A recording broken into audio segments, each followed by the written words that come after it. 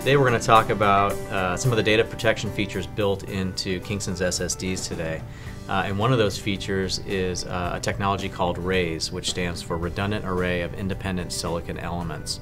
And RAISE is intended to reduce the number of uncorrectable errors associated with solid-state drives.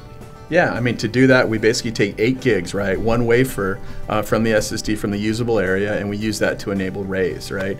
Really, it's just an extra layer of protection, of data protection over and above ECC. It really maintains the integrity of your drive throughout the life of it.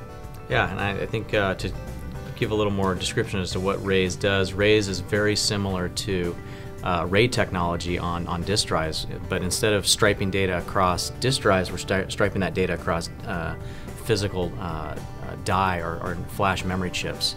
And we're doing this so that we can recover from a sector error, a page error, or even a full block error. So first we harvest some of the NAND for the controller to be able to use as a spare area for background operations. Right.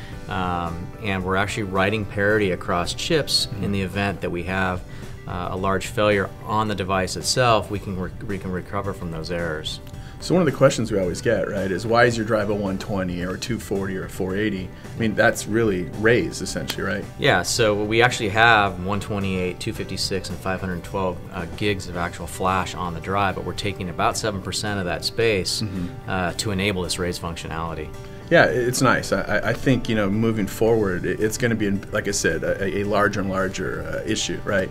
You know, as NAND lithographies continue to shrink, we know that error rates are going to go up, right? Yep. And so I think, what's the number that RAISE helps? Yeah, I think drives that incorporate RAISE have 1 quadrillion fewer uncorrectable bit errors.